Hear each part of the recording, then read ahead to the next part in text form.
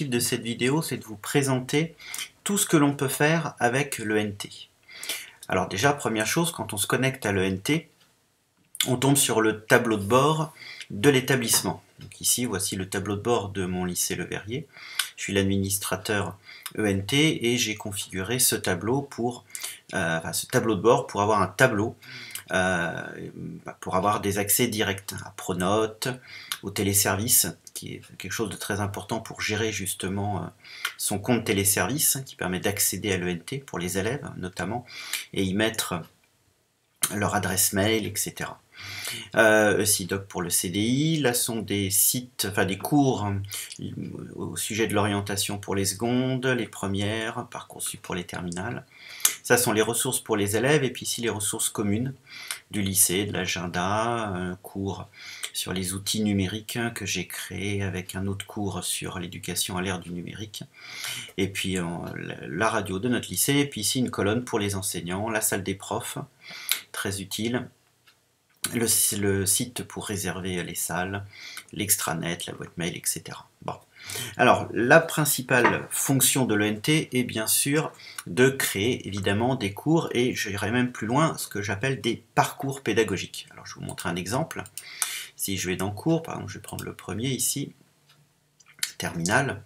Donc voilà, ça c'est le tableau de bord que j'ai configuré, que j'ai organisé moi-même, mais par défaut, le tableau de bord qui s'afficherait, si je l'avais laissé par défaut, ça serait cette vue d'ensemble, que moi personnellement je trouve pas très belle. Dans une autre vidéo, je vous expliquerai comment on peut créer un tableau de bord un petit peu plus attrayant. Alors les élèves évidemment vont dans les ressources, et voilà, donc ce que j'appelle parcours pédagogique, c'est-à-dire que les élèves vont retrouver tout le déroulé de l'année. La plus-value évidemment pour les élèves est très importante, surtout pour une année d'examen comme le bac. Donc ils retrouvent tous les TP, tous les cours, et bien plus, je vais vous expliquer ça. Alors si par exemple, on peut prendre l'exemple du premier TP, donc voilà, on peut organiser ça avec simplement du texte, mais aussi des tableaux, voire des vidéos. Ça c'est très intéressant de pouvoir inclure des vidéos à l'intérieur. On peut inclure aussi des évaluations. On peut faire tout un tas de choses. Évidemment pour les cours, y inclure aussi tous ces diaporamas. Et puis moi j'y inclus aussi des ressources supplémentaires pour les élèves qui ont de l'appétence et souhaitent en découvrir un petit peu plus que le thème qu'on a étudié, ou en tout cas approfondir. Voilà pour l'essentiel de ce que l'on peut faire. Alors par contre, ce qui est très intéressant aussi, c'est de pouvoir créer des parcours d'apprentissage. C'est-à-dire qu'ici, si on veut ajouter une ressource, on peut créer un parcours d'apprentissage où l'élève ne pourra accéder au chapitre 2 que lorsqu'il aura visualisé et éventuellement fait les exercices du premier chapitre. Alors là, j'ai pas d'exemple parce que ça, je l'ai pas encore mis en place et c'est un outil très récent. Mais c'est très intéressant de pouvoir, en gros, créer des parcours, on appellerait des parcours conditionnels, en quelque sorte. Alors ça, c'est la première fonction et la plus importante, bien évidemment, de cette ENT.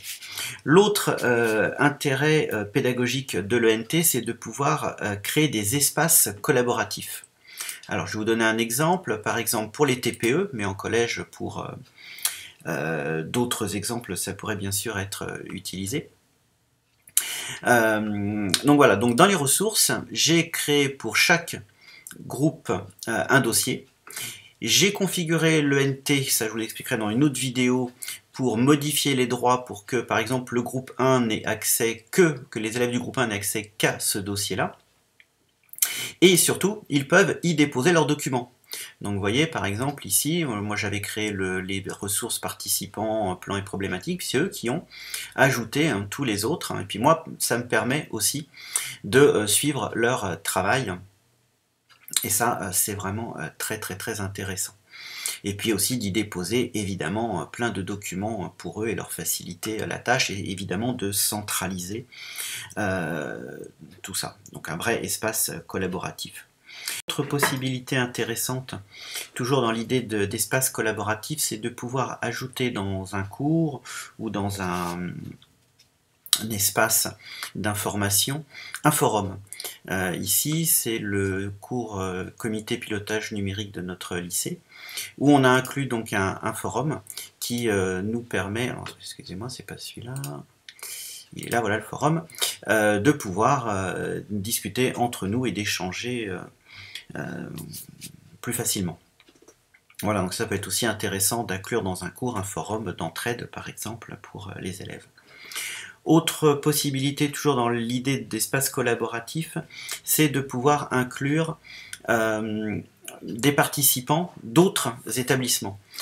Si par exemple on va dans participants, qu'on fait ajouter, on peut ajouter, je dirais en quelque sorte, n'importe quel élève ou enseignant de cette académie Normandie.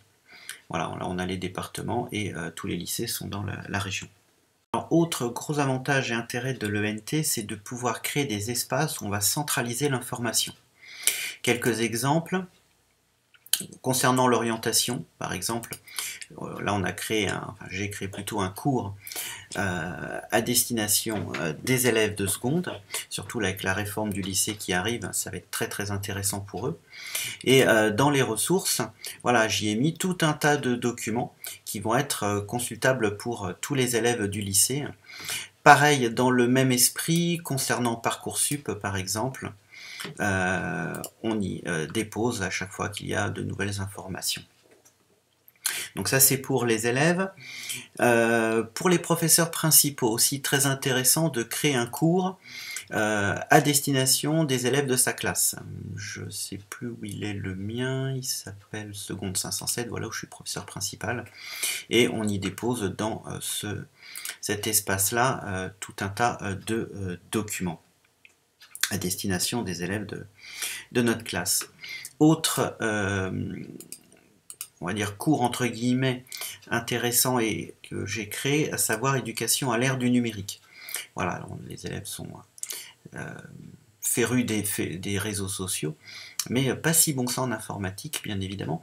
Et voilà, donc un espace qui leur montre tous les outils que l'on a au sein du lycée, aussi des informations pour s'informer, savoir trier l'information, ça c'est quand même quelque chose d'important.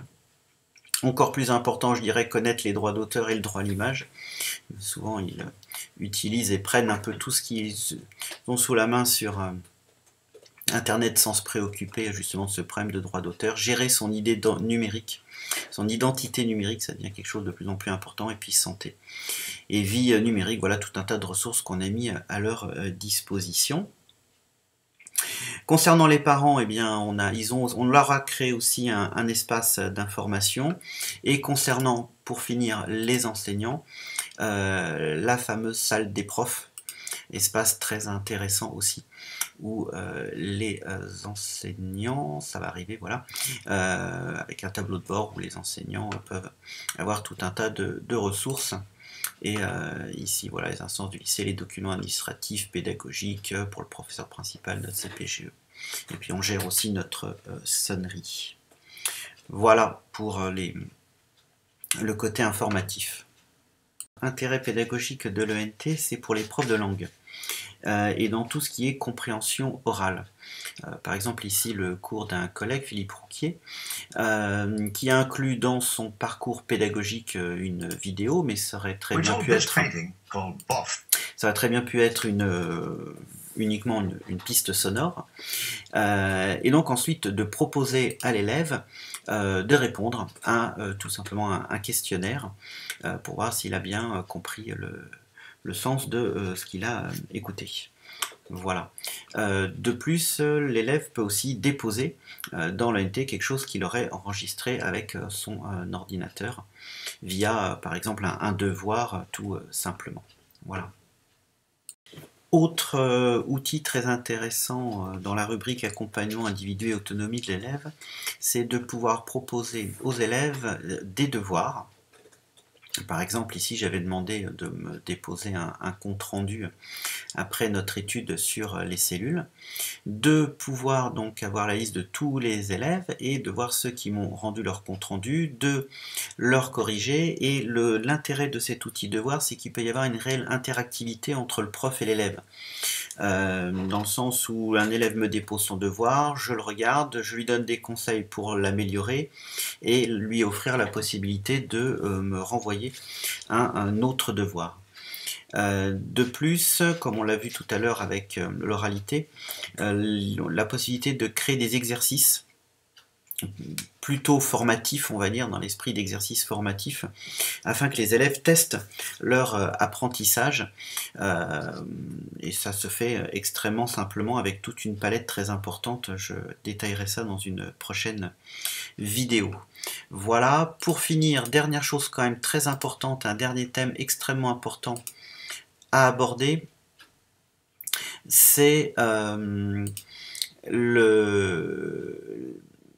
côté RGPD de l'ENT. C'est-à-dire que l'ENT répond parfaitement justement à cette loi et aussi de pouvoir s'inscrire dans l'exception pédagogique. Donc là, je vous renverrai par exemple à tout ce qui est lié à la RGPD et à faire jouer l'exception pédagogique que vous trouverez sur Eduscol. Voilà, ça fait quand même pas mal de petites choses intéressantes qui tournent autour de l'ENT et je détaillerai donc comment mettre en place tout ceci dans différentes vidéos. Voilà.